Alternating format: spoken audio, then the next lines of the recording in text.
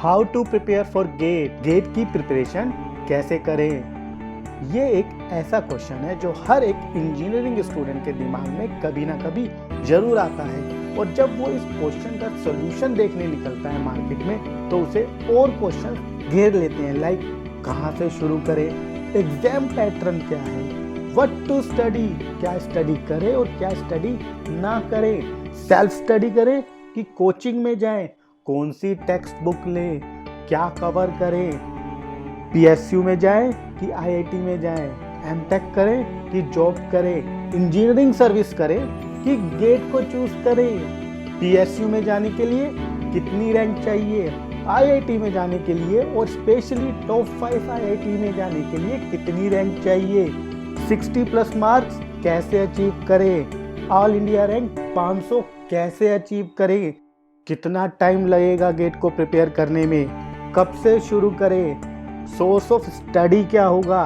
इन सभी सवालों के जवाब जानते जानते स्टूडेंट का दिमाग दही बन जाता है। आज इसी कॉन्सेप्ट को क्लियर करेंगे और जानेंगे इफेक्टिवली गेट के लिए कैसे प्रिपेयर करेंगे।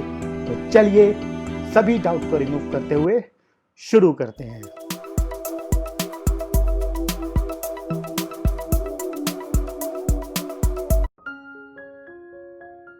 तो जब हम गेट की प्रिपरेशन करेंगे तो सबसे पहले हमें जानना पड़ेगा कि गेट एग्जाम आखिर उसका पैटर्न क्या है। मान लीजिए ये मेरी गर्लफ्रेंड है, तो मुझे जानना पड़ेगा कि मेरी इस गर्लफ्रेंड का नेचर क्या है।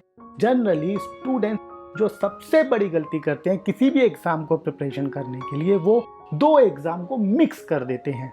सिविल सर्विस वाले स्टूडेंट स्टेट पीएससी के चक्कर में ना स्टेट क्वालिफाई कर पाते हैं ना ही सिविल सर्विसेज। सिमिलरली इंजीनियरिंग के student ESC engineering services examination को गेट के साथ मिक्स कर देते हैं। भैया ये तो वही हो गया कि आप 2 गर्लफ्रेंड को साथ में डेट कर रहे हो, कोई भी गर्लफ्रेंड नहीं मिलेगी, पहले अपनी गर्लफ्रेंड चूज कर लो। अगर गेट को चूज कर रहा है तो उसी के साथ कमिट करो, इंजीनियरिंग सर्विसेज को चूज कर रहा है तो उसी के साथ कमिट करो। पहले हमें जानना पड़ेगा कि दोनों गर्लफ्रेंड में कॉमन क्या है, डिफरेंस क्या है। अगर गेट की बात करूं तो गेट का जो सिलेबस जो है वो एप्लीकेशन बेस्ड है, मोस्टली न्यूमेरिकल्स आएंगे, और जबकि इंजीनियरिंग सर्विसेज में नॉलेज बेस्ड एग्जाम है। आपको न्यूमेरिकल क्वेश्चन के अलावा थ्योरेटिकल और फॉर्मूला बेस्ड क्वेश्चन भी मिलेंगे। गेट का सिलेबस स्ट्रिक्ट सिलेबस है, उसमें मैक्सिमम क्वेश्चन प्रीवियस कॉन्सेप्ट से ही आएंगे। जो हमारा इंजीनियरिंग सर्विसेज है वो लेंथी सिलेबस है, तो इस मिस्टेक को अवॉइड करेंगे। ओके,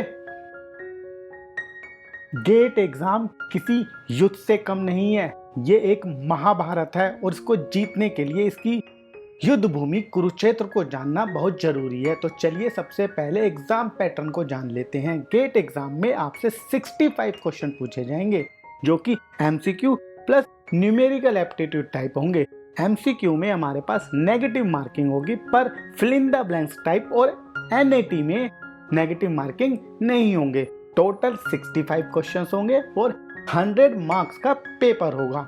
इन 65 क्वेश्चन को फर्दर हम 2 पार्ट्स में डिवाइड कर सकते हैं। 55 क्वेश्चन टेक्निकल सब्जेक्ट से पूछे जाएंगे और 10 क्वेश्चन एप्टीट्यूड से पूछे जाएंगे जो कि सभी ब्रांचेस के लिए कॉमन होगा। तो टोटल 15 मार्क का जो पेपर होगा वो जनरल एप्टीट्यूड से बिलोंग्स करेगा, और रेस्ट जो मार्क्स होंगे 85 मार्क्स वो टेक्निकल सब्जेक्ट से पूछे जाएंगे। ओके, फर्दर अगर मैं इन 55 क्वेश्चंस को और 85 मार्क्स को टेक्निकल पार्ट को डिस्ट्रीब्यूट करूं तो मैं 2 पार्टों में इसको डिवाइड कर सकता हूं। एक पार्ट में हमारे पास लगभग 15 मार्क्स के क्वेश्चन मैथ्स से पूछे जाएंगे और रिमेनिंग जो 70 मार्क्स पूछे गए हैं वो टेक्निकल ब्रांच से पूछे जाएंगे। इस टेक्निकल ब्रांच में हमें लगभग 8 से 12 सब्जेक्ट्स को इंडिविजुअली सॉल्व करना होगा, चाहे आपकी कोई भी स्ट्रीम्स हो। तो टोटल अगर पेपर देखें तो हमारे पास 70 मार्क्स का जो पेपर है वो बिलोंग्स कर रहा है सब्जेक्ट स्पेसिफिक और ब्रांच स्पेसिफिक सब्जेक्ट जो कि 8 से 12 हैं। रिमेनिंग 15 मार्क का जो पेपर है वो मैथ्स से पूछा जाएगा, और जो रिमेनिंग 15 मार्क्स के क्वेश्चन है वो एप्टीट्यूड में से पूछे जाएंगे।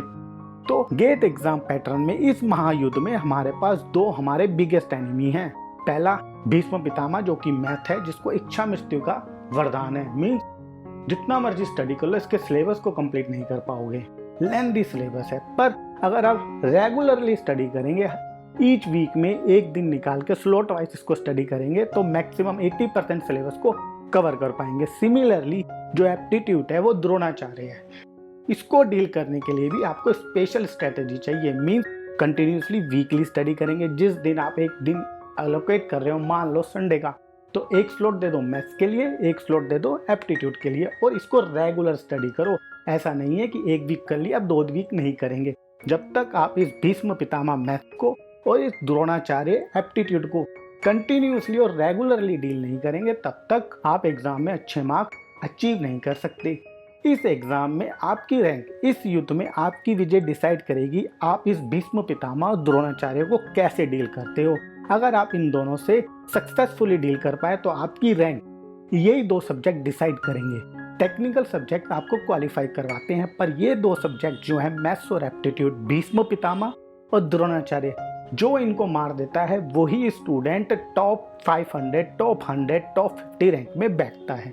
ओके, टेक्निकल ब्रांच को डील करने के लिए हमें सब इंपॉर्टेंट सब्जेक्ट्स को आइडेंटिफाई करना पड़ेगा, चाहे आप किसी भी ब्रांच से रिलेट करते हो, ECE, electrical, instrumentation, mechanical, civil, जिस भी ब्रांच से आप स्टडी करते हो, टेक्निकल ब्रांच को मेंटेन करने का और स्टडी करने का एक ही तरीका है, आइडेंटिफाई करो इंपॉर्टेंट सब्जेक्ट्स को, और फिर सब्जेक्ट सीक्वेंस इंपॉर्टेंस है।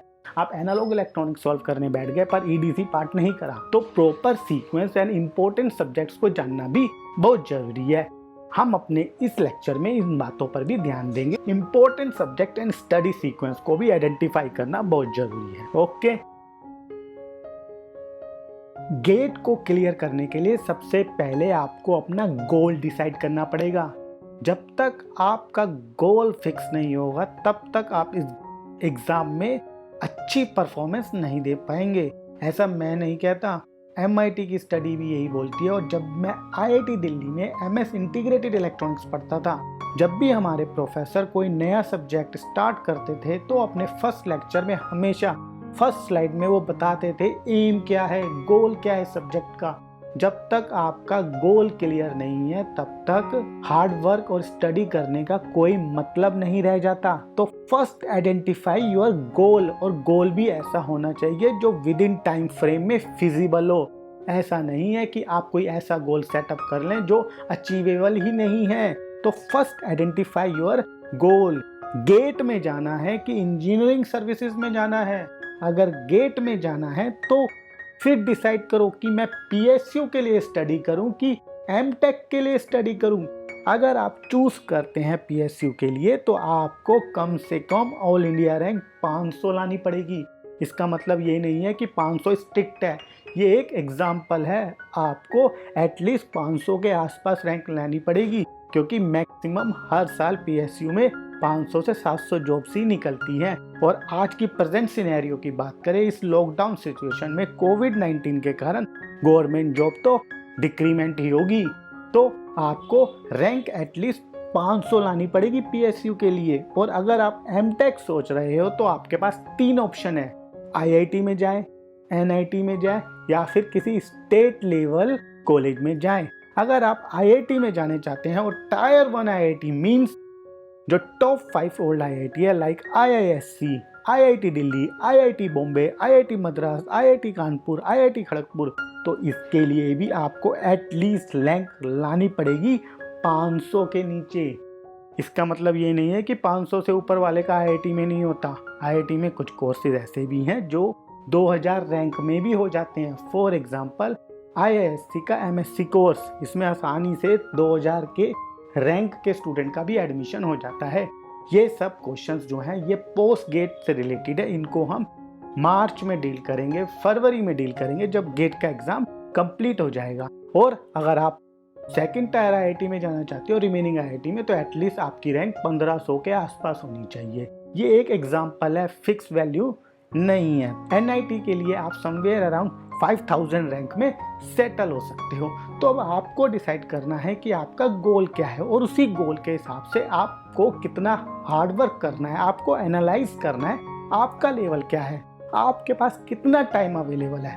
वर्किंग प्रोफेशनल है तो पर डे कितना टाइम निकाल सकते हो, स्टडिंग स्टूडेंट हो तो कितना टाइम निकाल सकते हो, अगर आप फुल टाइम डेवोटी हो, ड्रॉप आउट्स हो, कंटिन्यूअसली सिर्फ गेट के लिए प्रिपेयर कर रहे हो तो कितना टाइम निकाल सकते हो, ये आपको डिसाइड करना है। और इसी के बेसिस पर आपको गेट अपना गोल को स्पेसिफाई करना है। तो स्पेसिफाई योर गोल। अगर मैं आपको एडवाइस करूँ तो चूज एटलीस्ट रैंक 500। ये टारगेट रखो कि गेट में मुझे ऑल इंडिया रैंक 500 लानी है। ये फिजिबल टारगेट है और मैं इसको प्रूफ भी करूंगा कि आसानी से एक एवरेज स्टूडेंट भी कैसे ऑल इंडिया रैंक 500 ला सकता है। मेरे जैसा बेवकूफ स्टूडेंट जो ऑल इंडिया रैंक 232 ला सकता है सिर्फ 6 मंथ्स की स्टडी में, तो आप भी ऑल इंडिया रैंक 500 मान सकते हो। ओके, तो फर्स्ट डिसाइड योर गोल। तो जब हमने गोल डिसाइड कर लिया और डिसाइड कर लिया कि हमें गेट की तैयारी करनी है, हमने उसके एग्जाम पैटर्न को भी स्टडी कर लिया, तो अब जान लेते हैं कि हमारी टीम में क्या क्या होना चाहिए, हमारी सोर्स ऑफ स्टडी क्या होगा। इस महाभारत के युद्ध को जीतने के लिए हमारे पास कौन से खिलाड़ी होने चाहिए। तो हम अपनी अब क्रिकेट की टीम बनाते हैं। सबसे पहले हमारे पास एक बढ़िया कैप्टन होना चाहिए, हमारे पास क्लास नोट्स होने चाहिए। जो बेस्ट कोचिंग इंस्टीट्यूट है आपके शहर की, उसके क्लासरूम नोट्स हमें चाहिए जो स्टूडेंट्स को उनकी फैकल्टी प्रोवाइड करती है। इसके लिए आपको करना क्या है, आपको आपके शहर में जो अच्छी इंस्टीट्यूट है, मेड इजी है, पनीशिया है, गेट एकेडमी है, गेट फोरम है, उसके यहाँ जाना है। और कोई भी आसपास जो फोटो स्टेट की दुकान हो उसमें आपको आसानी से उनके क्लासरूम नोट्स मिल जाएंगे। मैं स्टडी मटेरियल की बात नहीं कर रहा हूँ, हैंड रिटन क्लासरूम नोट्स, ये मोस्ट इम्पोर्टेंट है। इससे आपको पता चलेगा कि गेट में किस टाइप के क्वेश्चन आते हैं और किस टाइप के क्वेश्चन नहीं आते। तो आपको ये फर्स्ट अरेंज करना ही पड़ेगा। अगर आप अरेंज नहीं कर पा रहे हैं तो हमारी वेबसाइट से जाके आप मेड इजी के नोट्स जो क्लासरूम नोट्स है उनको डाउनलोड कर सकते हैं। ओके, तो फर्स्ट हमारा बेस्ट ओपनिंग बैट्समैन हो गया विराट कोहली, हो गया क्लासरूम नोट्स। ओके, तो उसके बाद हमारे पास कुछ बढ़िया डिफेंसिव बैट्समैन भी होना चाहिए। तो हमारा जो राहुल द्रविड़ होगा यहाँ पर होगा टेक्स्ट बुक। हमें एक टेक्स्ट बुक पर सब्जेक्ट रखनी है, एक से ज़्यादा नहीं रखेंगे। हो सकता है आपको किसी सब्जेक्ट में एक से ज़्यादा टेक्स्ट बुक की जरूरत पड़े, पर मैक्सिमम केसेस में पर सब्जेक्ट 1 से 2 टेक्स्ट बुक काफ़ी हैं। पर यहाँ पे ध्यान रखना है, टेक्स्ट बुक सिर्फ रेफरेंस के लिए है। गेट एग्जाम क्लियर करने के लिए आपके पास अब सिर्फ 7 से 8 महीने ही होते हैं। तो पर सब्जेक्ट अगर आप टाइम कैलकुलेट करेंगे तो 20 डेज ही हैं। इस 20 डेज में आप कितनी टेक्स्ट बुक पढ़ लोगे? तो टेक्स्ट बुक को सिर्फ रेफरेंस के लिए रखना है। कुछ टॉपिक नहीं मिल पा रहे हैं क्लासरूम नोट्स में, कुछ क्वेश्चन नहीं सॉल्व हो पा रहे हैं, उस केस में टेक्स्ट बुक को रेफरेंस के लिए यूज करना है। ज्ञान गुरु नहीं बनना है, स्मार्ट गाय बनना है। ओके, डाउनलोड कर लीजिए इंटरनेट से या फिर खरीद लीजिए, पर ये सिर्फ ऑप्शनल है। तो आज आप आसानी से गूगल करके सभी सब्जेक्ट्स की टेक्स्ट बुक को आसानी से आइडेंटिफाई कर सकते हैं। अगर आप ये भी नहीं कर सकते तो हमारी वेबसाइट पे चले जाइए। जुलाई तक हम टेक्स्ट बुक की लिस्ट भी प्रोवाइड कर देंगे पर सब्जेक्ट की, किस सब्जेक्ट के लिए कौन सी reference book textbook important है। ओके, इसके बाद रियल टाइम में कैसे टेस्ट करेंगे अपने आप को, तो इसके लिए अब हम प्रीवियस ईयर जो क्वेश्चन है गेट के उनको सॉल्व करेंगे। कैसे? आप किसी भी ब्रांच से बिलोंग करते हैं, ईसीई हो, इंस्ट्रूमेंटेशन हो, इलेक्ट्रिकल हो, मैकेनिकल हो, सिविल हो, तो सबसे पहले किसी भी कोचिंग इंस्टीट्यूट का जो सॉल्यूशन है प्रीवियस ईयर पेपर का, एटलीस्ट 20 ईयर पेपर का, उसको खरीद लो। ओके, आज ही ऑर्डर कर दो अमेजोन से, फ्लिपकार्ट से, कहीं से भी। ये तो मस्ट है। और कौन से लेंगे? टेक्निकल सब्जेक्ट्स के भी लेंगे, मैथ्स के भी लेंगे और एप्टीट्यूड के भी लेंगे। ओके, सेकंड मैथ्स की बुक भी लेंगे और मैथ्स तो सभी ब्रांचेस में कॉमन है, तो एक कॉमन बुक्स खरीद लीजिए। किसी भी इंस्टीट्यूट की खरीद सकते हैं, मेड इजी की, गेट फोरम की, गेट एकेडमी की, जिसकी बुक्स आपको अच्छी लगे उसकी खरीद लीजिए। पर प्रीवियस ईयर सॉल्यूशन बुक्स आपके पास होनी ही चाहिए 20 ईयर्स की। ओके, आप आईआईटी की साइट से जाकर भी पेपर्स को डाउनलोड कर सकते हैं, पर वहाँ पे आपको सॉल्यूशन नहीं मिलेगा। सेकंड थिंग, अगर आप ईसीई, इलेक्ट्रिकल, मैकेनिकल, सिविल इन ब्रांचेस से बिलोंग्स करते हैं तो इंजीनियरिंग सर्विसेज की बुक्स को भी खरीद लीजिए, प्रीलिम्स की भी और कन्वेंशनल की। अब आप कहेंगे सर हम तो टारगेट कर रहे हैं सिर्फ गेट को, ईएससी की बुक्स क्यों खरीदें? एक्चुअली आपको प्रैक्टिस करनी है क्वेश्चंस की, तो गेट में वैरायटी ऑफ क्वेश्चन नहीं मिल पाते। इस कारण से लोग कनोडिया या किसी और प्रैक्टिस बुक पे जाते हैं। और कनोडिया टाइप की बुक्स में जो क्वेश्चंस होते हैं वो जस्ट कट कॉपी पेस्ट होते हैं। उनका जो स्टैंडर्ड होता है बहुत लो होता है और इस टाइप की प्रैक्टिस बुक्स में बहुत सारे एरर्स भी होते हैं। तो बेस्ट तरीका ये है कि आप क्वांटिटी ना देखकर क्वालिटी देखिए। तो क्वालिटी तो हमें गेट से मिल जाएगी और वैरायटी लेने के लिए हम ईएससी के प्रीलिम्स प्लस कन्वेंशनल पेपर्स को भी सॉल्व कर सकते हैं। ओके, और अगर आपको और भी क्वालिटी चाहिए तो सपोज कीजिए कुछ सब्जेक्ट ऐसे हैं जो सभी ब्रांचेस में कॉमन है, फॉर एग्जाम्पल मैथ्स। तो मैथ्स के लिए किसी भी टेक्स्ट बुक के क्वेश्चन मत सॉल्व कीजिए, कोई भी प्रैक्टिस बुक सॉल्व मत कीजिए। बस जितनी भी ब्रांचेस में कॉमन टॉपिक से जो जो क्वेश्चन आए गए हैं, ईसी, इंस्ट्रूमेंटेशन, मैकेनिकल, सिविल, जो कॉमन क्वेश्चन पूछे गए हैं उन सभी को सॉल्व कर लीजिए। काफ़ी क्वेश्चन की प्रैक्टिस हो जाएगी और वैरायटी भी मिल जाएगी। सिमिलरली एप्टीट्यूड तो सभी ब्रांचेस में कॉमन है, तो वहाँ से भी आप एप्टीट्यूड की प्रैक्टिस कर सकते हैं। कैट, मैट, जेमैट, इन सब की बुक्स के जो क्वेश्चंस हैं, इन सब एग्जाम्स के क्वेश्चंस को अवॉइड कीजिए। सिर्फ गेट में किस टाइप के क्वेश्चन पूछे गए हैं वो सॉल्व कीजिए। ओके, सिमिलरली अगर आप ईसी से बिलोंग करते हैं तो इलेक्ट्रिकल और इंस्ट्रूमेंटेशन के भी जो वो सब्जेक्ट के पेपर्स को देख लीजिए, प्रीवियस ईयर क्वेश्चंस को देख लीजिए जो कि कॉमन है। For example network theory, control system, signal system, EDC, analogue electronics, तो इसके इतने क्वेश्चंस आपको मिल जाएंगे, वैरायटी भी मिल जाएगी अगर आप ईसी, डबल ई, इंस्ट्रूमेंटेशन इनके क्वेश्चन भी सॉल्व कर लेंगे। ओके, सिमिलरली प्रीलिम क्वेश्चंस को देखिए, इसमें छोटे छोटे ऑब्जेक्टिव क्वेश्चंस होते हैं, ये आपके कॉन्सेप्ट को क्लियर करेंगे, क्योंकि गेट में हर टाइप का क्वेश्चन, हर टॉपिक पे तो क्वेश्चन नहीं मिलेगा, पर इंजीनियरिंग सर्विसेज में हर टॉपिक पे आपको एक क्वेश्चन मिल जाएगा जिससे आपकी प्रैक्टिस हो जाएगी। जब आप अपने बेसिक कॉन्सेप्ट बिल्ड कर रहे होंगे तो टॉपिक वाइज ईएससी के प्रीलिम क्वेश्चन को सॉल्व करते जाइए। कन्वेंशनल को तब हम करेंगे जब पूरा सब्जेक्ट तैयार हो जाएगा, तब कन्वेंशनल के क्वेश्चन को सॉल्व करेंगे। ओके, तो प्रीवियस ईयर सॉल्यूशन की बुक्स होना बहुत जरूरी है। ओके, और यहाँ पे ध्यान रखेंगे जो कोचिंग इंस्टीट्यूट है उनके जो पोस्टल स्टडी कोर्स है, चाहे कोई सी भी इंस्टीट्यूट हो, वो कट कॉपी पेस्ट होते हैं, वेस्ट है, ब्लंडर है, उनको यूज नहीं करना। बेफालतू के 15 से 20 हज़ार रुपए मत फूको। बस प्रीवियस ईयर सोल्यूशन बुक्स ले लो, engineering services prelim plus conventional plus GATE की। और क्वालिटी चाहिए तो कॉमन सब्जेक्ट्स हैं उनके भी ले लो, ईसी वाले इलेक्ट्रिकल की ले लें, इंस्ट्रूमेंटेशन की ले लें, इंस्ट्रूमेंटेशन वाले ईसी की ले लें, इलेक्ट्रिकल वाले इंस्ट्रूमेंटेशन और ईसी दोनों की ले लें, आपके ऊपर है, और ईएससी की भी ले लें। ओके, अब इसके बाद बचा सेल्फ नोट। ये मोस्ट इम्पोर्टेंट है, ये हमारा ऑलराउंडर है, इसमें हम तीनों चीज़ों को सारांश करके सेल्फ नोट प्रिपेयर करेंगे। नोट्स की हमें ज़रूरत पड़ेगी जब हम रिवीजन करेंगे जनवरी में। अगर आप सेल्फ नोट्स नहीं प्रिपेयर करेंगे तब तो आप बिग मिस्टेक कर रहे हैं। तो सेल्फ नोट्स प्रिपेयर करना बहुत ज़रूरी है। सेल्फ नोट कैसे प्रिपेयर करेंगे ये अभी हम बताएंगे आपको। तो सोर्सेस ऑफ स्टडी की यदि बात करें, शॉर्ट में बोलूँ, क्लासरूम नोट्स चाहिए, टेक्स्ट बुक चाहिए सिर्फ रेफरेंस के लिए, प्रीवियस ईयर सोल्यूशन बुक चाहिए, इसको यूज़ करके हम प्रैक्टिस करेंगे, बेफालतू के क्वेश्चन सॉल्व नहीं करेंगे। कनोडिया या प्रैक्टिस बुक किसी कोचिंग इंस्टीट्यूट की उसको नहीं करेंगे, अवॉइड करेंगे, टाइम नहीं है हमारे पास। क्वालिटी क्वेश्चंस करेंगे। क्वालिटी क्वेश्चन कहाँ से मिलेंगे? एग्जामिनेशन के क्वेश्चन को ही सॉल्व करेंगे डायरेक्टली। ओके, और बैकअप के लिए इसलिए हमने इंजीनियरिंग सर्विसेज के क्वेश्चन को भी रख लिया है। फिर सेल्फ नोट प्रिपेयर करेंगे, कैसे करेंगे ये देखेंगे। यही 4 प्लेयर होने चाहिए हमारी टीम में, 2020 की टीम में, जिसको यूज करते हुए हम इस क्रिकेट मैच को जीत पाएंगे, इस युद्ध को, महाभारत के युद्ध को जीत पाएंगे। ओके, जब हमने कोर्स ऑफ स्टडी को जान लिया तो अब सबसे बड़ा क्वेश्चन स्टूडेंट के सामने होता है कि सेल्फ स्टडी करें या फिर कोचिंग को ज्वाइन करें, एकलव्य बने या अर्जुन बने। ओके, तो चलिए इस प्रॉब्लम को थोड़ा सा सॉल्व करने की कोशिश करते हैं। चाहे आप सेल्फ स्टडी करें या कोचिंग करें, कुछ चीज़ें दोनों में ही कॉमन हैं और कुछ चीज़ें दोनों में डिफरेंट भी हैं। तो सबसे पहले जान लेते हैं, अगर आप सेल्फ स्टडी करना चाहते हैं, अगर आप सेकेंड ईयर, थर्ड ईयर के स्टूडेंट हैं और पास आउट भी हैं, आपकी फाइनेंशियल स्टेटस इतना नहीं है कि आप कोचिंग को अफोर्ड कर सके और आप उस शहर में रहते हैं जहाँ पे अच्छी कोचिंग इंस्टीट्यूट नहीं है, तब उस केस में आप सेल्फ स्टडी करते हुए गेट में कैसे परफॉर्म कर सकते हैं।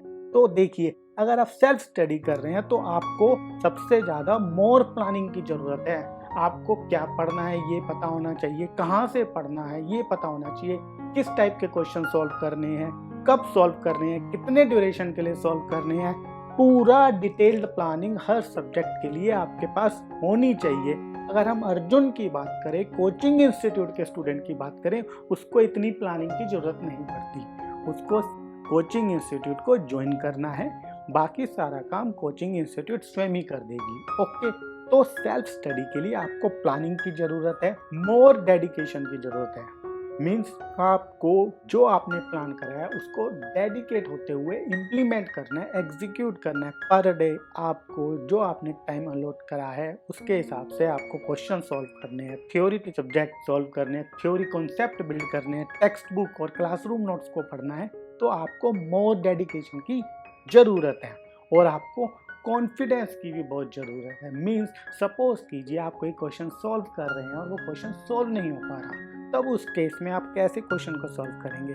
आपके पास कोई टीचर तो है नहीं, क्लासरूम कोचिंग तो है नहीं, उस केस में आप कैसे क्वेश्चन को सॉल्व करेंगे? तो आपको उस केस में क्वेश्चंस को सर्च करना है और अगर नहीं भी मिल पा रहा तब भी आपको कॉन्फिडेंस लूज नहीं करना, उस क्वेश्चन को मार्क करके आगे बढ़ जाना है, अपनी स्टडी को, अपने माइंड को डाइवर्ट नहीं करना है। ओके, तो एकलव्य के नीड में, सेल्फ स्टडी के नीड्स में आपको प्लानिंग, एग्जीक्यूशन, कॉन्फिडेंस, डेडिकेशन, इन चीज़ों की बहुत ज़्यादा ज़रूरत। पर इसका मतलब ये नहीं है कि कोचिंग के स्टूडेंट ही क्वालिफाई करते हैं और इसका मतलब ये भी नहीं है कि कोचिंग के स्टूडेंट फेल नहीं होते। पिछले 7 सालों से मैं गेट की कोचिंग करा रहा हूँ, तो मैं कॉन्फिडेंसली बोल सकता हूँ ऐसे स्टूडेंट भी हैं जो without coaching all India rank 100 के अंदर मारते हैं और ऐसे स्टूडेंट भी हैं जो कोचिंग करने के बाद भी ऑल इंडिया रैंक 5000 50,000 में लेकर आते हैं। तो ये इंडिविजुअल लेवल और इंडिविजुअल डेडिकेशन पे डिपेंड करता है।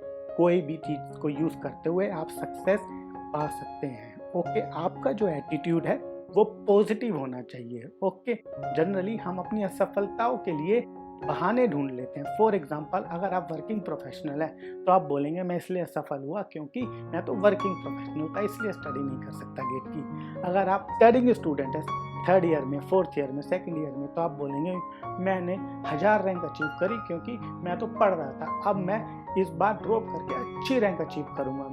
तो इस टाइप का अगर आप एटीट्यूड रखेंगे तो आप जीवन में कभी सक्सेस नहीं पा सकते। आपको अपने आप में पॉजिटिव एटीट्यूड को, पॉजिटिव कॉन्फिडेंस को डेवलप करना पड़ेगा। ओके, अब देखते हैं दोनों ही केस में, चाहे आप अर्जुन हैं, कोचिंग वाले स्टूडेंट हैं, या फिर एकलव्य हैं, आपको कुछ चीज़ों की ज़रूरत है। पहली, रेगुलर स्टडी। ये एक मोस्ट इंपॉर्टेंट थिंग है जो जनरली स्टूडेंट अवॉइड करते हैं और यही मेन कारण होता है स्टूडेंट के फेल होने का। मीन्स जिसने कोचिंग ज्वाइन कर ली अब तो वो बादशाह बन गया, वो सोचता है अब तो मैं ऑल इंडिया रैंक 1 अचीव करूँगा, तो वो रेगुलर स्टडी को मेंटेन करना भूल जाता है।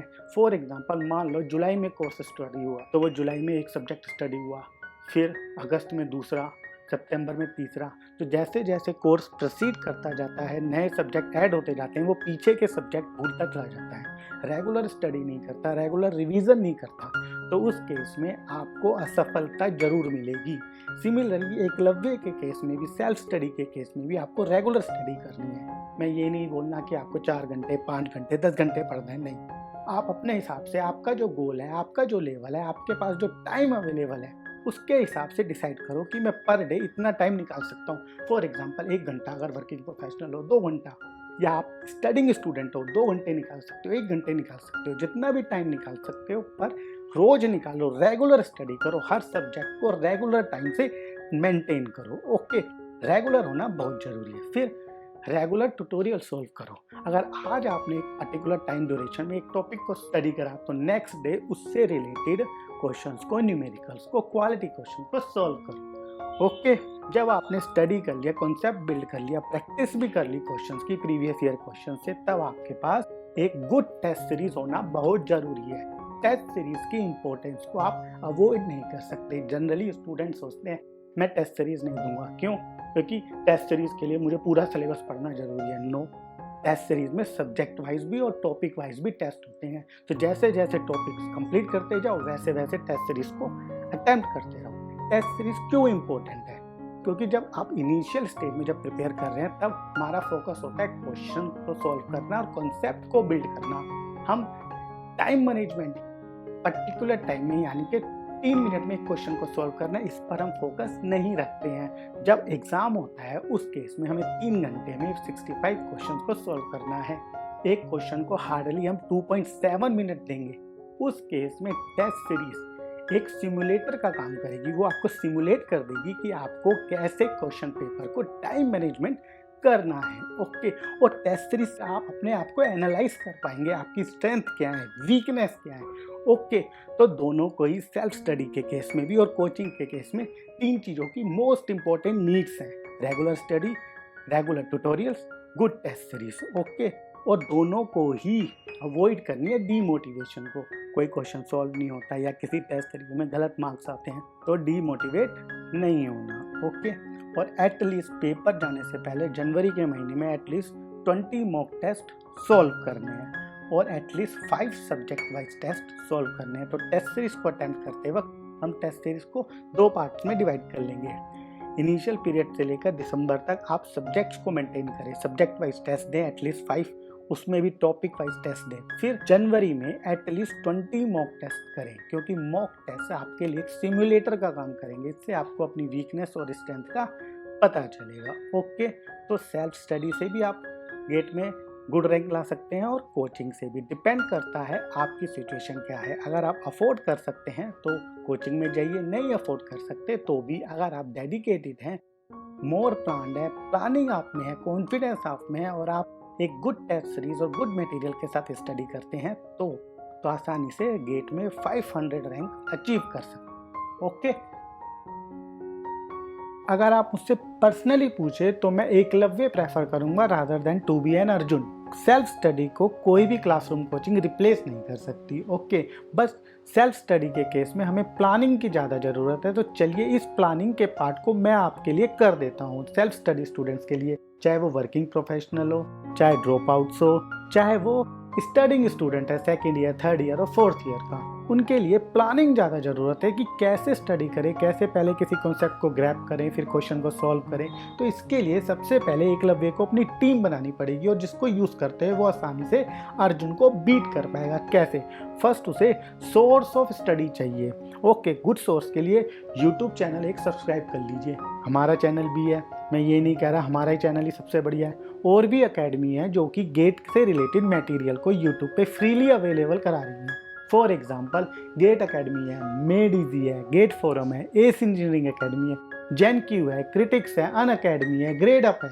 तो ऐसी बहुत सारी कोचिंग इंस्टीट्यूट हैं जो अपना मटेरियल प्रोवाइड करती हैं। तो आपको देखना है कि कौन से यूट्यूब चैनल पे किस टाइप के सब्जेक्ट्स आपकी ब्रांच से रिलेटेड कंप्लीट सिलेबस अपलोडेड है। तो उनको सब्सक्राइब कर लो, उनको देखना शुरू करो, कुछ टाइम दो। अगर आपकी फ्रिक्वेंसी से वो मैच करता है, आपको समझ आ रहा है तो उसको फॉलो करो। ओके, तो यूट्यूब चैनल को यूज़ करते हुए आप अपने थियोरेटिकल कॉन्सेप्ट को क्लियर कर सकते हैं। फिर उसके बाद आप सोशल मीडिया का यूज़ करें। सपोज कीजिए आपको कोई क्वेश्चन समझ नहीं आ रहा है, कोई कॉन्सेप्ट समझ नहीं आ रहा है, कुछ डाउट आता है, तो ऐसे बहुत सारे फोरम है, डिस्कशन फोरम है। फॉर एग्जांपल फेसबुक पर मेड इजी का फोरम है जो कंटिन्यूसली हर अगस्त से क्वेश्चंस पुटअप करेगा और डाउट भी क्लियर करेगा। तो आप वहाँ पे अपना जाके डाउट पुटअप कर लीजिए, अपने कॉन्सेप्ट को क्लियर कर लीजिए, जो डाउट है वो रेज कर दीजिए, तो कोई ना कोई मेंबर, ग्रुप मेंबर उसका जवाब दे देगा। ओके, पर ध्यान रहे यूट्यूब का, सोशल मीडिया का यूज़ जो है वो बहुत संभाल के करना है, टू मच नहीं करना। ऐसा नहीं है पूरे दिन यूट्यूब पे लगे वो गए थे पढ़ाई करने, नेटवर्क थ्योरी सब्जेक्ट कंप्लीट करने और देख रहे हो प्रियंका चोपड़ा का डांस। सोशल मीडिया पे गए थे आप क्वेश्चन को पोस्ट करने और लग पड़े हो अपने दोस्तों से 2-2, 3-3 घंटे बतियाने, डिफरेंट लड़कियों की प्रोफाइल को देखने। तो टाइम वेस्ट मत करना। Okay, third thing, classroom notes important है। कैसे भी करके अरेंज करो, जो भी अच्छी इंस्टीट्यूट है, मेड इजी, पनीशिया, एस इंजीनियरिंग एकेडमी, गेट फोरम, इनके क्लासरूम नोट्स लो। क्लासरूम नोट्स का मतलब वो मटेरियल नहीं है जो वो पोस्टल स्टडी में देते हैं, ये वो मटेरियल है जो फैकल्टी लिखवाती है स्टूडेंट्स को जब वो क्लासरूम अटेंड करते हैं। इसके लिए नियरेस्ट सेंटर पे चले जाओ, जो कि इंस्टीट्यूट का सेंटर है एड्रेस पर, वहाँ पे जो नियरेस्ट फोटोकॉपी वाले बैठे होंगे ना, उनसे बोलो जाके, वो आपको आराम से अरेंज कर देंगे। और अगर नहीं कर पा रहे हो तो हमारी वेबसाइट पे चले जाओ। हम जुलाई तक सभी अच्छी इंस्टीट्यूट के जिनके मटेरियल हम प्रोवाइड कर सकते हैं, कॉपीराइट इशू में नहीं फंसेंगे, उनके अपलोड करा देंगे। मेड इजी के ऑलरेडी हमने स्टार्ट कर दिए हैं और जो हमारे खुद के जो सेल्फ नोट्स हैं स्टडी जंक्शन के, वो भी आप डाउनलोड कर सकते हैं। ओके, तो यूट्यूब चैनल सर्च करो, सोशल मीडिया का यूज़ करो, क्लासरूम नोट्स लो। जब आप ये सब कर लेंगे तो आपके कॉन्सेप्ट क्लियर हो जाएंगे। तो जब कॉन्सेप्ट क्लियर हो जाएंगे तो आप एनालाइज करो आपकी वीकनेस क्या है, आपकी स्ट्रेंथ क्या है। इसके लिए एक या 2 टेस्ट सीरीज ज्वाइन कर लो। मेरी एडवाइस है 2, अगर आप एक करना चाहें तो एक तो मस्ट है। तो टेस्ट सीरीज का फ़ायदा क्या होगा? टेस्ट सीरीज से आप सिमुलेट हो पाएंगे। जब आप इनिशियल क्वेश्चन सॉल्व कर रहे होंगे तो आपके पास टाइम की बाउंडेशन नहीं है, 2 मिनट में सॉल्व करो, 3 मिनट में सॉल्व करो, 10 मिनट में सॉल्व करो, कोई फ़र्क नहीं पड़ता। आपको बस कॉन्सेप्ट को ग्रास्प करना है और न्यूमेरिकल सॉल्व करने की टेक्निक को डेवलप करना है। पर जब गेट एग्जाम को आपको देना है तो आपको टाइम मैनेजमेंट सीखना है, अपने आप को सिमुलेट करना है, वर्चुअल कैलकुलेटर कैसे यूज़ करना है, उस केस में आपको टेस्ट सीरीज़ का यूज़ करना पड़ेगा।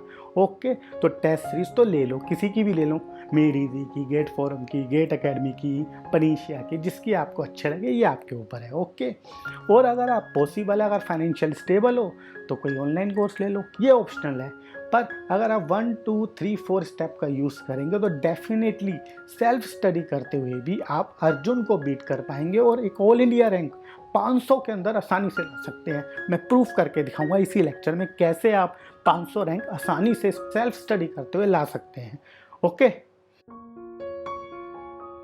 तो जब हमने डिसाइड कर लिया कि हमें एकलव्य बनना है या अर्जुन बनना है, उसके बाद अब हम पर्टिकुलर सब्जेक्ट को कैसे प्रिपेयर करें, हर सब्जेक्ट को टैकल करने की हमारी अप्रोच क्या होनी चाहिए, इसको डिस्कस कर लेते हैं। ओके, कोई भी सब्जेक्ट आप ले लीजिए, किसी भी ब्रांच से आप बिलोंग करते हैं, मैकेनिकल हो, इलेक्ट्रिकल हो, इंजीनियरिंग हो, सिविल हो, एग्रीकल्चर है, एरोस्पेस है, कोई सी भी ब्रांच है, हर बार आपको हर सब्जेक्ट को कंप्लीट करने के लिए एक इफेक्टिव स्टडी प्लान चाहिए। ओके, तो सबसे पहले आपको अपने बेसिक कॉन्सेप्ट बिल्ड करने पड़ेंगे। तो इसको कैसे बिल्ड करेंगे, इसके लिए आपके पास 3 मेन टूल्स हैं। क्लासरूम नोट्स का यूज कीजिए जो डिफरेंट इंस्टीट्यूट्स के हैं, अब ये ऑलरेडी हमने आपको बता दिया। टेक्स्ट बुक का यूज कीजिए, हर सब्जेक्ट की 1 या 2 रेफरेंस बुक, टेक्स्ट बुक लिख लीजिए, अरेंज कर लीजिए। ओके, इसके लिए आप करेंगे क्या, नेट पर सर्च भी कर सकते हैं, पर ध्यान रहे टेक्स्ट बुक का यूज सिर्फ रेफरेंस के लिए करना है, पेज बाय पेज स्टडी नहीं करनी है। ओके, एंड देन अपने खुद के नोट्स जरूर बनाने हैं। ऐसा नहीं है क्लासरूम नोट्स मिल गए, टेक्स्ट बुक मिल गई, अब हमें कुछ नहीं करना, हमें उनको ही पढ़ना है, नहीं। वो क्या बोल रही है, उसके क्या इंपॉर्टेंट कॉन्सेप्ट है, उसके लिए आपको अपने खुद के नोट्स बनाने बहुत जरूरी हैं। अभी हम बताएंगे कि आपको सेल्फ नोट्स कैसे बनाने हैं। सेल्फ नोट्स मोस्ट इंपॉर्टेंट्स हैं। जब आप रिवाइज करेंगे तब, फॉर एग्जाम्पल जनवरी में जब आप रिवीजन करेंगे तब इतना टाइम नहीं होगा कि मैं हर सब्जेक्ट के क्लासरूम नोट्स को पढ़ लूँ, टेक्स्ट बुक को पढ़ लूँ। उस केस में सेल्फ नोट्स ही आपको फायदा पहुंचाएंगे। Okay, regular self notes maintain कीजिए। ओके, तो बेसिक बिल्डिंग कॉन्सेप्ट्स बिल्ड कर लिए, उसके बाद जब हमने कॉन्सेप्ट बिल्ड कर लिया अब हमें क्वालिटी क्वेश्चन सॉल्व करने हैं। तो क्वालिटी क्वेश्चन कैसे सॉल्व करेंगे, सबसे पहले अवॉइड करेंगे कोई भी प्रैक्टिस बुकलेट को, किसी भी ऑथर की हो, कोई भी पब्लिशर हो, मेड इजी हो या एस हो, इनकी प्रैक्टिस बुक को यूज नहीं करेंगे। हम क्या करेंगे, क्वालिटी क्वेश्चन जो एग्जामिनेशंस में आए हैं ना, उन्हीं से डायरेक्टली सॉल्व करेंगे। कैसे, सबसे पहले ईसीई के जो प्रीलिम क्वेश्चंस हैं उनको सॉल्व करेंगे। उनका जो कॉन्सेप्ट होता है वो बहुत इजी होता है। पहले ईसी के प्रीलिम क्वेश्चन सॉल्व करेंगे, फिर गेट के क्वेश्चन सॉल्व करेंगे, इसके बाद हम ईसीई के कन्वेंशनल पेपर सॉल्व करेंगे। तो जब हम प्रैक्टिस कर लेंगे प्रीलिम्स के पेपर, गेट के पेपर, मेंस के पेपर ईएससी के, तब हम अपने आप को एनालाइज करेंगे कैसे, टेस्ट सीरीज देकर। ओके, हर सब्जेक्ट के लिए, हर चैप्टर के लिए यही सीक्वेंस फॉलो करेंगे। पहले ईएससी के प्रीलिम्स क्वेश्चन सॉल्व करेंगे, फिर गेट के क्वेश्चन सॉल्व करेंगे, फिर ईएससी के मेंस के क्वेश्चन सॉल्व करेंगे और फिर टेस्ट सीरीज देंगे, और इसी साइकिल को हर सब्जेक्ट के लिए रिपीट मारेंगे। ओके, क्योंकि गेट में लिमिटेशन है क्वेश्चंस की, वैरायटी कम है, तो इन वैरायटी को देखने के लिए हमें प्रीलिम्स और conventional paper of ESC solve करने हैं। ओके, और टेस्ट सीरीज को यूज करते हुए हम एग्जैक्ट एग्जाम के एनवायरनमेंट को सिमुलेट कर पाएंगे, अपनी मिस्टेक्स को जान पाएंगे, और इस साइकिल को कंटिन्यूअसली रिपीट करना है हर टॉपिक के लिए, हर सब्जेक्ट के लिए। एक सब्जेक्ट है नेटवर्क थ्योरी, तो नेटवर्क थ्योरम्स, बेसिक कॉन्सेप्ट, इन सभी के लिए यही साइकिल को फॉलो करना है। ओके, और हो सके तो जो कुछ कॉमन ब्रांचेस हैं जिनमें कॉमन सब्जेक्ट्स हैं, कॉमन टॉपिक्स हैं, फॉर एग्जांपल एप्टीट्यूड सभी ब्रांच में सेम है, तो डिफरेंट बुक्स से सॉल्व ना करके एक पर्टिकुलर बुक ले लो जिसमें सभी ब्रांचेस के एप्टीट्यूड के क्वेश्चन सॉल्व कर रखे हों, उन्हीं को सॉल्व करेंगे। हर साल आईआईटी 20 से ज्यादा पेपर कंडक्ट करती है, हर पेपर में 10 क्वेश्चन आते हैं एप्टीट्यूड में, तो 10 साल के क्वेश्चन सॉल्व करेंगे तो आपको 100 से 150 अच्छे कॉन्सेप्ट के क्वेश्चंस मिल जाएंगे। ओके, अवॉइड करना कैट के, जेमेट के क्वेश्चन को सॉल्व करने की। ओके, और हो सके तो टेक्निकल क्वेश्चंस में भी अगर कुछ कॉमन ब्रांच के क्वेश्चन है, फॉर एग्जांपल इलेक्ट्रिकल वाले ईसीई का पेपर देख सकते हैं, इंस्ट्रूमेंटेशन का भी पेपर देख सकते हैं, ये ऑप्शनल है। टाइम अगर परमिट करता है तो करना, नहीं तो मत करना, सिर्फ उन्हीं ब्रांच पे फोकस करना। जब कर पाओ तो रिवीजन करते वक्त दूसरी ब्रांच के क्वेश्चंस को भी देख लेना, पर जो प्रैक्टिस बुकलेट है डिफरेंट पब्लिशर की उनको अवॉइड करना। कनोडिया, मेड इजी, इन सब की प्रैक्टिस बुकलेट बेकार की है, कट कॉपी पेस्ट। ओके, फिर टेस्ट करने के लिए टेस्ट सीरीज रेगुलरली देते रहना, 1 और 2। एक हो जाए मस्ट है, 2 भी आप ले सकते हैं। ओके, तो सीक्वेंस क्या हो जाएगी, कॉन्सेप्ट बिल्ड करेंगे, क्लासरूम नोट, टेक्स्ट बुक करते हुए और सेल्फ नोट्स मेंटेन करते चलेंगे। प्रैक्टिस करेंगे क्वालिटी क्वेश्चंस की, कैसे, प्रीलिम के ईएससी, फिर गेट, फिर ईएससी मेंस, फिर टेस्ट सीरीज, और टेस्ट सीरीज टेस्ट करते रहेंगे। फॉर एग्जांपल नेटवर्क थ्योरी आपने प्रिपेयर कर रहे हैं, तो नेटवर्क थ्योरी में आपका पहला चैप्टर हो गया बेसिक कॉन्सेप्ट, तो बेसिक कॉन्सेप्ट से रिलेटेड ईएससी के प्रीलिम्स के क्वेश्चन सॉल्व कर लो, गेट के सॉल्व कर लो, ईएससी मेन के सॉल्व कर लो, टेस्ट सीरीज दे दो। फिर टेस्ट में सब्जेक्ट वाइज टेस्ट होंगे ना, टॉपिक वाइज, उनको सॉल्व कर लेना। फिर इसी साइकिल को हर सब्जेक्ट के लिए, हर टॉपिक के लिए रिपीट करना। ओके, और यहाँ पे ध्यान रखना रिवीजन बहुत ज्यादा जरूरी है। ऐसा ना हो आज तो नेटवर्क थ्योरी पढ़ा, 2 महीने बाद नेटवर्क थ्योरी भूल गए। अगर रिवाइज नहीं कर पाए तो दोबारा से इस साइकिल को रिपीट करना पड़ेगा, दोबारा से फिर से 50-60 घंटे देने पड़ेंगे। तो रिवीजन जरूरी है। तो इसका मतलब है आप एक हफ्ते में जितना भी पढ़ रहे हैं तो वीक में एक दिन ऐसा निकालें जिसमें आपने जो प्रीवियस हफ्ते जितना भी पढ़ा है उसको रिवाइज कर सकें। तो रिवीजन इंपॉर्टेंट है, कंटिन्यूअस रिवीजन और रेगुलर रिवीजन, ये दोनों आपको मेंटेन करनी है ताकि जो पिछला पढ़ा हुआ सब्जेक्ट है वो भूल ना जाए। ओके, इसका एक प्रैक्टिकल एग्जांपल आप देख सकते हो। हम सभी ने 10वीं पास करी है। आज की डेट में मुझे कोई एक स्टूडेंट बता दे जिसको ये याद है कि 10th के मैथ्स में कितने सब्जेक्ट्स थे, तो वो सब्जेक्ट्स के नाम भी नहीं बता पाएगा, कितने चैप्टर थे मैथ्स के वो भी नहीं बता पाएगा। तो हमारी जो मेमोरी है वो स्टैटिक मेमोरी है। हर रोज जब हम सोते हैं तो अपना प्रीवियस चीजें भूल जाते हैं, तो इसलिए रिवीजन ही हमें इन चीजों से बचा सकती है। तो कंटिन्यूअस रिवीजन मस्ट है। तो हर सब्जेक्ट का स्टडी प्लान क्या होगा, बेसिक कॉन्सेप्ट बिल्ड करेंगे, क्वालिटी क्वेश्चन टेस्ट करेंगे, टेस्ट सीरीज देंगे और रिवाइज करेंगे। ओके,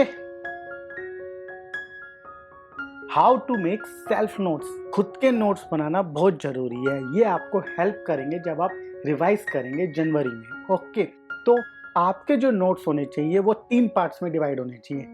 पहली एक बुक बनेगी जो कि थ्योरी कंटेंट्स करेगी, और ये आपको हर सब्जेक्ट के लिए बनानी है। तो फर्स्ट बुक में आप थ्योरी के नोट्स बनाएंगे, और इनके लिए सोर्स क्या होगा, क्लासरूम नोट्स यूज कर सकते हैं कोचिंग इंस्टीट्यूट का, कुछ यूट्यूब चैनल में जो पढ़ाया जा रहा है उनके नोट्स यूज कर सकते हैं, और टेक्स्ट बुक रेफरेंस के लिए। Okay, only for reference. तो फर्स्ट बुकलेट, फर्स्ट आपके नोट्स बनेंगे थ्योरी के। फिर जब आप थ्योरी नोट्स बना लेंगे तो अब आप न्यूमेरिकल क्वेश्चन की बुकलेट बनाएंगे, क्योंकि आपको प्रैक्टिस भी करनी है। सपोज कीजिए आपने एक कॉन्सेप्ट पढ़ा नेटवर्क थ्योरी का, कंट्रोल सिस्टम का या मशीन का, किसी का भी। ओके, तो उस पर क्वेश्चंस लगाए, 10 क्वेश्चन थे, उसमें से 5 क्वेश्चन आपसे सॉल्व हो गए। तो ऐसे 5 क्वेश्चंस को अपनी बुकलेट में लिखने की जरूरत नहीं है, क्योंकि जो क्वेश्चंस आपसे एक बारी में फर्स्ट अटेम्प्ट में सॉल्व हो गए वो आज भी सॉल्व हो जाएंगे और 10 महीने बाद भी सॉल्व हो जाएंगे। उनमें से कुछ क्वेश्चंस ऐसे होंगे जो गुड कॉन्सेप्ट के होंगे, जो आपसे सॉल्व नहीं हुए हैं और जिनमें आपने कुछ मिस्टेक्स की है। बस उन्हीं क्वेश्चंस को, उन्हीं न्यूमेरिकल्स को आपने अपनी न्यूमेरिकल बुकलेट में लिखना है। ओके, और उन्हीं ट्रिकी क्वेश्चंस को और उन्हीं गुड कॉन्सेप्ट के क्वेश्चंस को आप अपनी न्यूमेरिकल बुकलेट में स्टोर करेंगे। सिमिलरली जब आप टेस्ट सीरीज देंगे तो मान लीजिए टेस्ट सीरीज में 30 क्वेश्चंस थे, 15 आपने अटेम्प्ट कर लिए, तो जो 15 क्वेश्चंस बच गए उनको आप लिखेंगे अपनी बुकलेट में। उनमें से जो इंपॉर्टेंट कॉन्सेप्ट थे, जो आपकी मिस्टेक्स थी, उन क्वेश्चंस को आप न्यूमेरिकल क्वेश्चन बुकलेट में लिखेंगे। फिर जब आप टेस्ट सीरीज का और अपनी स्टडी का एनालिसिस करेंगे तो एक इंपॉर्टेंट बुकलेट बनाइए जिसको हम बोलते हैं मिस्टेक बुक। मिस्टेक बुक क्या है, सपोज कीजिए आपने टेस्ट सीरीज अटेम्प्ट करी और उसमें सिंपल सी एक मिस्टेक कर दी, क्वेश्चंस को रीड करने में मिस्टेक कर गए, कॉन्सेप्ट में फॉर्मूला गलत लगा दिया, वर्चुअल कैलकुलेटर कैसे यूज करना था उसको गलती कर गए, तो आप छोटी छोटी जो मिस्टेक्स है उसको नोट डाउन करते जाएंगे और लिखते रहेंगे। क्यों?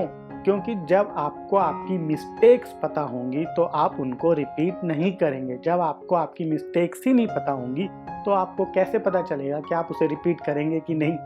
तो एक मिस्टेक बुक बनाइए और जब एग्जामिनेशन में जाए तो उस मिस्टेक्स बुक को, मान लीजिए आपकी मिस्टेक बुक में एक टॉपिक से रिलेटेड 5 मिस्टेक्स आपने करी, तो आपको हमेशा याद रहेगा कि इन 5 मिस्टेक्स को मैं नहीं करूंगा। ओके, तो टेस्ट सीरीज एक तरह का प्लेटफॉर्म देती है जहाँ पे आप जितनी मिस्टेक्स करना चाहें, जितने कॉन्सेप्ट गलत करना चाहें गलत कर सकते हैं, पर गेट के रियल एग्जाम में ये मौका नहीं मिलेगा। इसीलिए जितनी ज़्यादा मिस्टेक्स कर सकते हो इनिशियल स्टेज में टेस्ट सीरीज में ही कर लो। ओके, तो theory notes, numerical questions booklet and mistake book, इस तरह की 3 बुकलेट हर सब्जेक्ट के लिए आप बनाएंगे। ओके, थ्योरी नोट्स का सोर्स भी आपको पता है। न्यूमेरिकल क्वेश्चन में सभी न्यूमेरिकल्स लिखने की जरूरत नहीं है, सिर्फ वही क्वेश्चन लिखिए जो आपसे सॉल्व नहीं हो पा रहे और जो गुड कॉन्सेप्ट के क्वेश्चंस हैं। ओके, टेस्ट सीरीज में भी जो गुड कॉन्सेप्ट के क्वेश्चंस हैं जो आपने स्टडी नहीं करे थे उनको ही लिखिए। ट्रिकी एंड गुड कॉन्सेप्ट के सभी क्वेश्चंस लिखने बैठ गए तो टाइम वेस्ट होगा। ओके, और मिस्टेक बुक को जरूर मेंटेन कीजिए। तो टेस्ट सीरीज में जितनी मिस्टेक्स करनी है आप कर लीजिए, पर रियल एग्जाम में मिस्टेक्स को रिपीट नहीं करना। मेरा मानना है कि अगर आप मिस्टेक बुक में आपकी 100 मिस्टेक्स थी, एग्जाम में जाके आप उन 100 मिस्टेक्स में से कोई भी मिस्टेक रिपीट नहीं करते तो आप एक गुड स्टूडेंट है। अगर आप उन्हीं मिस्टेक्स को फिर से रिपीट कर रहे हैं तब तो आप गेट में क्वालिफाई करने के लायक नहीं है। ओके, तो चलिए कुछ मिस्टेक्स जान लेते हैं जो जनरली स्टूडेंट कमिट करते हैं जब वो गेट की प्रिपरेशन शुरू करते हैं। ओके, इन मिस्टेक्स को आपको रिपीट नहीं करना है। पहली बिग मिस्टेक, वो मैथ और एप्टीट्यूड को नेग्लेक्ट करते हैं। वो सोचते हैं कि मैथ्स को हम बाद में कर लेंगे, एप्टीट्यूड तो इंजीनियरिंग स्टूडेंट का स्ट्रॉन्ग होता है, उसको तो पढ़ना ही नहीं है। ये सब्जेक्ट 30 मार्क के आते हैं गेट में, इसकी इंपॉर्टेंस को आप नेग्लेक्ट नहीं कर सकते हैं। यही आपकी रैंक डिसाइड करेंगे। लेंथी है, टाइम चाहिए, कोई नहीं फर्क पड़ता। वीकली और रेगुलर फिक्स स्टडी करेंगे। मींस सब्जेक्ट ले लो, मान लो मैथ्स स्टार्ट करा है, आपको क्या करना है, सैटरडे और संडे या संडे में 2 स्लॉट फिक्स कर दो एक पर्टिकुलर टाइम ड्यूरेशन के लिए, 1 घंटे के लिए, 2 घंटे के लिए, 3 घंटे के लिए, जैसा आपके पास टाइम अवेलेबल है। फिक्स कर दो कि रोज संडे को पर्टिकुलर टाइम में मैं मैथ्स पढ़ूंगा, रोज संडे को इस पर्टिकुलर स्लॉट में मैं एप्टीट्यूड पढ़ूंगा। ओके, क्योंकि इससे आपकी रैंक डिसाइड होगी। टेक्निकल सब्जेक्ट्स करके तो आपको क्वालिफाई होंगे, आप सिर्फ एक पर्टिकुलर रेंज में आएंगे, थ्रेशोल्ड क्लियर करेंगे, बट क्या रैंक आएगी, 500 रैंक आएगी, 5000 रैंक आएगी, 2 रैंक आएगी, 10 रैंक आएगी, ये डिसाइड करेगा मैथ एंड एप्टीट्यूड। तो please don't neglect this subject. Second, जो जनरली स्टूडेंट करते हैं वो क्या करते हैं, जनवरी के महीने में रिवीजन को नेग्लेक्ट करते हैं और न्यू सब्जेक्ट को स्टडी करते हैं। Okay, specifically in last month, जनवरी फरवरी में। तो नेग्लेक्ट करना रिवीजन को in comparison of starting of new subject एक बहुत ही वाहियात आइडिया है। आपको रिवाइज करते रहना है। जनवरी में आपको मेन फोकस करना है रिवाइज करने में और टेस्ट सीरीज देने में। न्यू सब्जेक्ट उस केस में स्टार्ट मत कीजिएगा, क्योंकि आप उतना ही खा सकते हैं जितना आप पचा पाएंगे। ज़्यादा खाएंगे तो बदहजमी हो जाएगी। तो रिवाइज नहीं करेंगे। सपोज कीजिए आपने एक सब्जेक्ट आपने टच नहीं करा था, आप जनवरी में उसको स्टार्ट कर बैठे, करना शुरू कर दिया, तो बाकी के जो सब्जेक्ट प्रीवियस 5 महीने में आपने कंप्लीट करे उसको रिवाइज नहीं कर पाए, तो आपने गेन तो करे 5 मार्क्स, बट लॉस भी तो हो गए आपके 25 मार्क्स का। तो इसलिए मेरा एक सजेशन है, लास्ट मोमेंट पे, लास्ट मंथ पे रिवीजन करो, ना कि नए सब्जेक्ट शुरू करो। ओके, तो लास्ट मंथ तो होता है मॉक टेस्ट के लिए। जितने ज़्यादा मॉक टेस्ट दे सकते हो, फुल सिलेबस टेस्ट दे सकते हो, उतने दो। वो आपकी वीकनेस को बताएंगे और आपको सिमुलेट करेंगे, आपकी बॉडी को सिमुलेट करेंगे कि कैसे आपको एक्चुअल एनवायरनमेंट में वर्चुअल कैलकुलेटर का यूज़ करते हुए गेट एग्जाम को अटेम्प्ट करना है। और हो सके तो अपने मॉक टेस्ट का जो शेड्यूल है, वो जो एक्चुअल आपके गेट एग्जामिनेशन में दिया जाएगा एडमिट कार्ड में, जो जनवरी में रिलीज हो जाएगा, उसी पैटर्न पे, उसी टाइमिंग पर आप अपने सभी मॉक टेस्ट दें। ओके, तो लास्ट मंथ में मॉक टेस्ट देने हैं, एनालिसिस करनी है और रिवीजन करनी है। Okay, third, accuracy versus number of question. Generally student कोशिश करते हैं कि मैक्सिमम क्वेश्चन गेट में अटेम्प्ट करें, और इसमें उनकी भी गलती नहीं है, क्योंकि बचपन से हम, चाहे 10वीं क्लास हो, 12वीं क्लास हो, हम कोशिश करते आते हैं कि मैक्सिमम क्वेश्चन अटेम्प्ट करें, चाहे हमें आता हो या ना आता हो। जब मैं IIT दिल्ली में था तब मैं अपने जब सेशनल अटेम्प्ट करता था, यदि मुझे कोई क्वेश्चन नहीं आता था तो भी मैं उसके क्वेश्चंस और आंसर कुछ भी लिख के आ जाता था और मुझे मार्क्स मिल जाते थे। पर अब गेट के एग्जाम में ऐसा नहीं होगा। सपोज कीजिए आपने 1 नंबर का क्वेश्चन एक रॉन्गली अटेम्प्ट कर दिया, तो आपको नेगेटिव मार्किंग 0.33 नहीं मिलेगी, आपका एक्चुअल में 1.33 मार्क्स का लॉस हुआ है। सिमिलरली जब आप एक 2 मार्क्स का क्वेश्चन गलत करते हैं तो आपका लॉस होता है -2.67 मार्क्स का। ओके, तो आप कम क्वेश्चन अटेम्प्ट करो पर एक्यूरेट करो। ओके, ये नहीं, ये CBSE का एग्जाम नहीं है कि हर क्वेश्चन अटेम्प्ट करना है ताकि कुछ 1 नंबर 2 नंबर मिल जाए। यहाँ पे या तो आपको 100% मार्क्स मिलेंगे या फिर लुल बटा सन्नाटा या फिर 0 मार्क्स। ओके, तो एक्यूरेसी मेंटेन करनी है, क्वांटिटी पर ध्यान नहीं देना। फोर्थ, जो बिगेस्ट मिस्टेक है किसी भी सब्जेक्ट को एंटायरली छोड़ के जाना। फॉर एग्जांपल EMFT कंप्लीट छोड़ देना, मशीन कंप्लीट छोड़ देना, पावर सिस्टम कंप्लीट छोड़ देना। कंप्लीट सब्जेक्ट को मत छोड़ो, कुछ टॉपिक्स, कुछ ओवरव्यू जरूर लेके जाओ। समटाइम्स बहुत सारे इजी क्वेश्चंस आ जाते हैं जो कि फार्मूले बेस पर होते हैं, 1 मार्क के होते हैं। तो ऐसे में अगर आपने उस सब्जेक्ट को एंटायरली छोड़ रखा है तो आप उस क्वेश्चन को अटेम्प्ट नहीं कर पाएंगे। ओके, तो ये 4 मिस्टेक्स है जो जनरली स्टूडेंट्स करते हैं और आपको ये मिस्टेक्स नहीं करनी है। मैथ्स और एप्टीट्यूड को अवॉइड नहीं करना, कंटिन्यूअस रिवीजन करनी है, एक्यूरेसी पे ध्यान रखना है और एंटायर सब्जेक्ट्स कभी नहीं छोड़ने हैं। एटलीस्ट ओवरव्यू तो ले लो, जो टफ पार्ट है वो छोड़ दो। ओके, तो चलिए अब जान लेते हैं कि गेट की प्रिपरेशन को हमें कब स्टार्ट करना चाहिए और कितना टाइम आइडियली लगता है गेट को प्रिपेयर करने में। ओके, जनरली हम 6 मंथ में, जुलाई से अगर हम स्टार्ट करें तो 6 मंथ में हम अपने कॉन्सेप्ट को बिल्ड कर सकते हैं। ओके, जितने भी हमारे टेक्निकल सब्जेक्ट है, अगर हम रेगुलर स्टडी करें और वीकेंड पे aptitude as well as maths को कवर करें तो 6 महीने में हम, जुलाई से लेकर दिसंबर तक, हम आसानी से टेक्निकल सब्जेक्ट्स को आसानी से कवर कर सकते हैं। ओके, अगर आप वर्किंग प्रोफेशनल हैं तो भी, और अगर आप स्टडिंग स्टूडेंट हैं तो भी। ओके, और अगर आप पॉसिबल है तो आप जितना अर्ली स्टार्ट करेंगे उतना ही आपको बेनिफिट मिलेगा। जून और मई में स्टार्ट करें तो और भी एफिशिएंट रहेगा स्टडी करने के लिए। क्यों? सपोज कीजिए हो सकता है कुछ मिस हैपनिंग हो जाए, हेल्थ इश्यू हो जाए, कुछ सर्विस में ब्रेक आ जाए। अगर आप वर्किंग प्रोफेशनल हो, अगर आप स्टडिंग स्टूडेंट हो तो हो सकता है सेमेस्टर में कुछ प्रॉब्लम्स आ जाए, तो उस केस में आपके पास कुछ बफर होना चाहिए। तो आइडियली जब आपको टाइम मिल जाए, जब आप डिसाइड कर लें तभी स्टार्ट कर दें। बट जुलाई से भी अगर आप स्टार्ट करेंगे तो इन 6 मंथ्स में आसानी से कॉन्सेप्ट को बिल्ड कर सकते हैं। ओके, अगर आप स्टडिंग है तो आपके पास तो टाइम की और कमी है। उस केस में आपके पास सिर्फ 5 महीने बचते हैं, जिसमें 5 to 4 मंथ्स है जिसमें आपको कॉन्सेप्ट को बिल्ड करना है। ओके, और जनवरी फरवरी में न्यू कॉन्सेप्ट को ना स्टार्ट करते हुए सिर्फ रिवीजन और टेस्ट पे ध्यान देंगे। और यहाँ पे ध्यान रखेंगे जब हम इनिशियल मंथ्स में 6 to 5 मंथ्स और 5 to 7 मंथ्स में जब हम कॉन्सेप्ट को बिल्ड कर रहे हैं, उस केस में टेस्ट सीरीज तब भी देते रहेंगे। फुल सिलेबस ना देके टॉपिक वाइज और सब्जेक्ट वाइज टेस्ट अटेम्प्ट करेंगे। ओके, और जनवरी फरवरी में मॉक टेस्ट प्लस रिवीजन पे ध्यान देंगे। प्लस ध्यान रहे जब इनिशियल जो मंथ्स हैं उसमें वीकेंड पे मैथ्स प्लस एप्टीट्यूड प्लस जो वीक में हमने स्टडी करा है उसको रिवाइज जरूर करेंगे।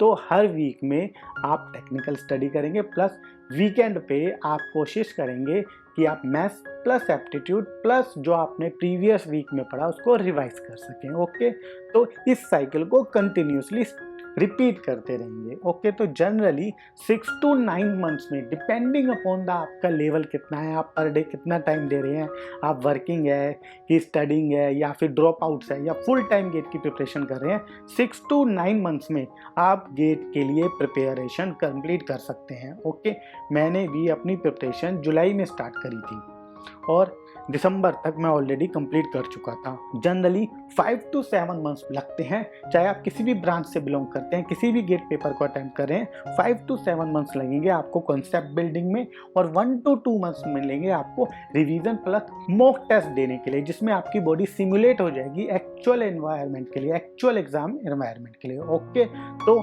ऐसा कुछ नहीं है कि कब स्टार्ट करना है, जब आपको टाइम मिले तब आप स्टार्ट कीजिए। कितने स्टडी करनी है, 10 घंटे 15 घंटे पर डे? नो, ये डिपेंड करता है आपका कितना लेवल है, आप कितना एंजॉय करते हैं स्टडी को, आप कितना टाइम निकाल सकते हैं। डिपेंडिंग अपॉन योर गोल, आपका गोल क्या है, आपका लेवल ऑफ स्टडी क्या है, आपके पास कितना टाइम अवेलेबल है, इन तीनों चीज़ों का ध्यान रखते हुए आप गेट की प्रिपरेशन करेंगे। कोई फिक्स रूल नहीं है कि आपको 2 घंटे या 3 घंटे पढ़ना है। नो, 6 to 9 मंथ्स में अगर रेगुलर है, रेगुलर एक पर्टिकुलर टाइम स्लॉट, 1 घंटे का, 2 घंटे का, 3 घंटे का, अगर आप रेगुलर स्टडी कर रहे हैं, क्वालिटी स्टडी कर रहे हैं, फोकस्ड है, मोटिवेट है, कॉन्फिडेंट है, तो 6 to 9 मंथ्स की प्रिपरेशन में आसानी से गेट को फाड़ सकते हैं और 500 रैंक को ला सकते हैं। ओके,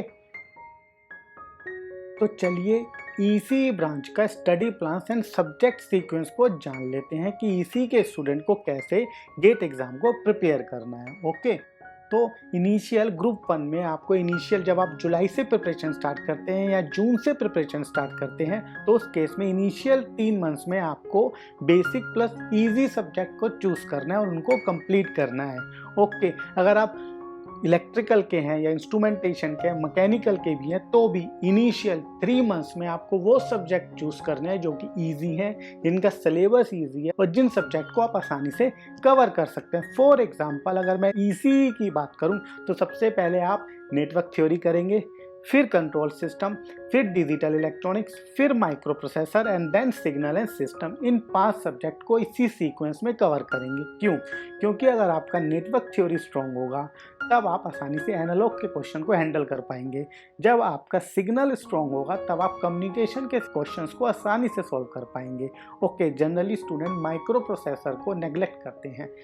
ये थोड़ा सा लेंथी सब्जेक्ट है पर इससे जो क्वेश्चंस आते हैं माइक्रो प्रोसेसर के 2 मार्क्स के क्वेश्चन वो बहुत इजी होते हैं, तो इसलिए इस सब्जेक्ट को नेग्लेक्ट नहीं करना। तो ग्रुप 1 में इनिशियल 3 मंथ्स में हम बेसिक सब्जेक्ट स्टडी करेंगे और अगर हम गेट की वेटेज देखें तो ये जनरली 32 मार्क्स के क्वेश्चंस इन 5 सब्जेक्ट से पूछे जाते हैं। ये कोई हार्ड एंड फास्ट रूल नहीं है, इससे कम भी आ सकते हैं, इससे ज़्यादा भी, पर ये एवरेज है।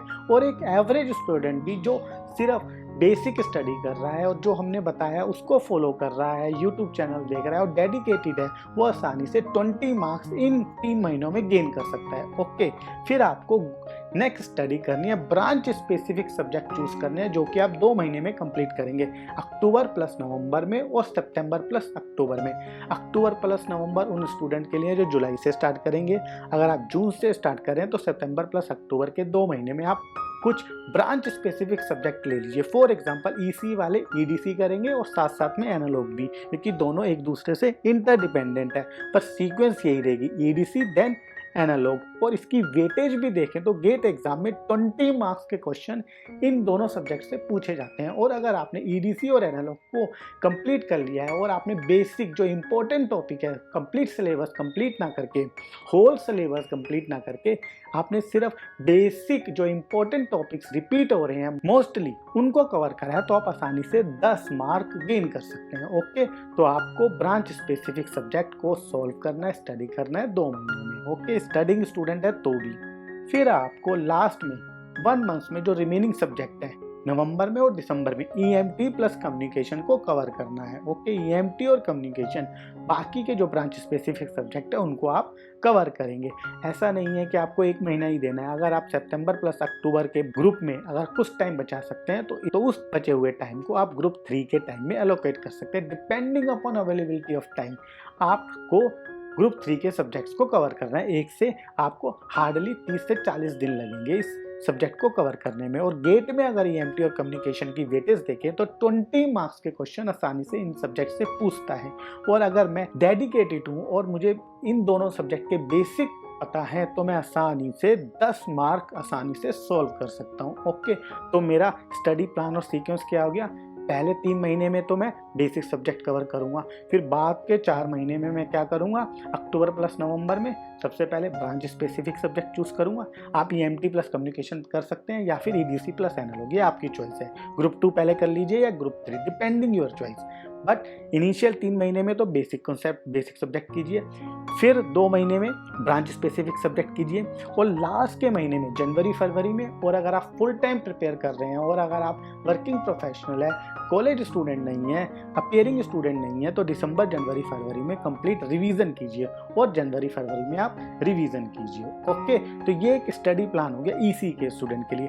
नेटवर्क थ्योरी करेंगे, फिर कंट्रोल सिस्टम, फिर डिजिटल, फिर माइक्रो, फिर सिग्नल। इस सीक्वेंस में हम 3 महीने में बेसिक सब्जेक्ट क्लियर कर लेंगे, फिर ब्रांच स्पेसिफिक सब्जेक्ट कवर करेंगे अक्टूबर से लेकर नवंबर और दिसंबर तक। ओके, तो चलिए अगर हम इस सीक्वेंस को फॉलो करते हैं और अगर हम एवरेज मार्क्स भी ऑब्टेन करते हैं तो आसानी से हम अपनी रैंक 500 के अंदर ला सकते हैं। कैसे? देखिए, अगर आपने ग्रुप 1 में सीरियसली स्टडी करा तो ये जो ग्रुप 1 के सब्जेक्ट हैं वो लेस टाइम कंज्यूमिंग है। आप जरूरी नहीं है 3 महीने में कवर करें, हो सकता है आप इनको 2 महीने में भी कवर कर सकते हैं। Control system very easy subject, digital electronics very easy subject, सिर्फ सिग्नल में थोड़ा सा टाइम लगेगा, बट ये ऐसे सब्जेक्ट है जिनके क्वेश्चन भी इजी आते हैं और उनके सिलेबस को आप आसानी से कवर कर सकते हैं। तो ग्रुप 1 से आपको 20 मार्क्स मिल जाएंगे। ओके, सिमिलरली ग्रुप 2 के जो सब्जेक्ट हैं वो थोड़े से लेंथी हैं, टाइम डिमांडिंग है। अगर आप एग्जाम स्पेसिफिक स्टडी करेंगे, मोस्ट इंपॉर्टेंट टॉपिक को आइडेंटिफाई कर पाएंगे तो आप आसानी से इसमें 10 मार्क्स ला सकते हैं। ओके, सिमिलरली ग्रुप 3 में भी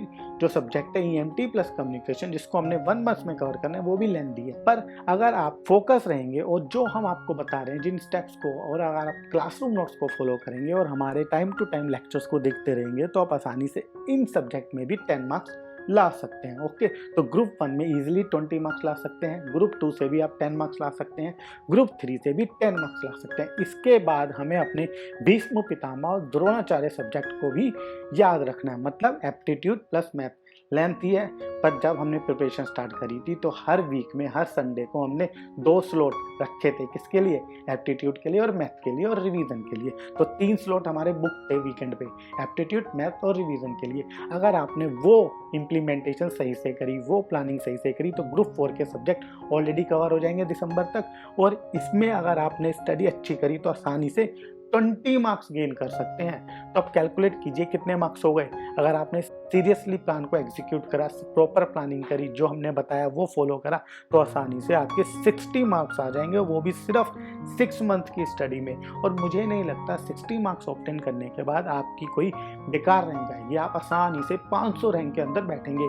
गेट 2011 में मैंने 66.67 मार्क्स ऑब्टेन करे थे और मुझे ऑल इंडिया रैंक 232 मिलेगी। ये 60 प्लस मार्क्स तो तब है जब मैंने मिनिमम मार्क्स बोला है आपको स्कोर करने पर। हो सकता है आप 20 मार्क्स जो ग्रुप 1 में उसमें 20 ना स्कोर करके 25 स्कोर कर पाए, ग्रुप 2 से 10 ना स्कोर करके आप 12 स्कोर कर लें, तो मिनिमम मार्क्स 60 आ रहे हैं सिर्फ 6 मंथ्स की स्टडी में। ओके, तो चलिए अब कंक्लूजन देख लेते हैं। तो हमारे 7 मंथ्स का जो मास्टर प्लान था, अगर आप उसको सीरियसली फॉलो करेंगे तो इनिशियल 6 मंथ्स में आप क्या करेंगे?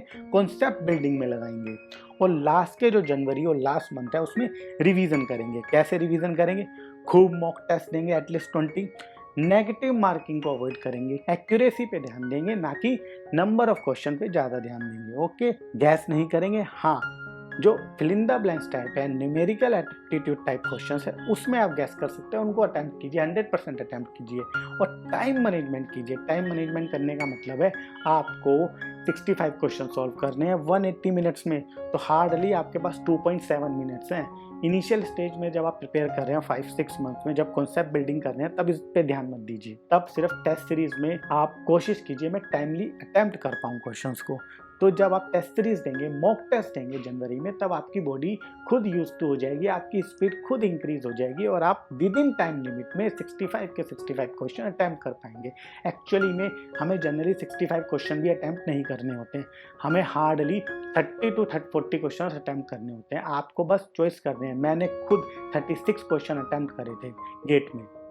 ओके, तो ध्यान रखना है जब गेट का पेपर हम अटेम्प्ट कर रहे हैं तो हमें एक्यूरेसी पर, रेगुलरिटी पर, कॉन्फिडेंट पर, इन सब चीज़ों पे ध्यान रखना है। इन सभी चीज़ों को अगर हम प्रॉपर प्लानिंग करेंगे, जो जो हमने स्टेप आपको इस लेक्चर में बताए हैं उनको सीरियसली फॉलो करेंगे, उन सभी टेक्निक्स को यूज़ करेंगे, तो 100% आप 60 प्लस मार्क गेन कर पाएंगे और आपकी रैंक 500 के अंदर आएगी।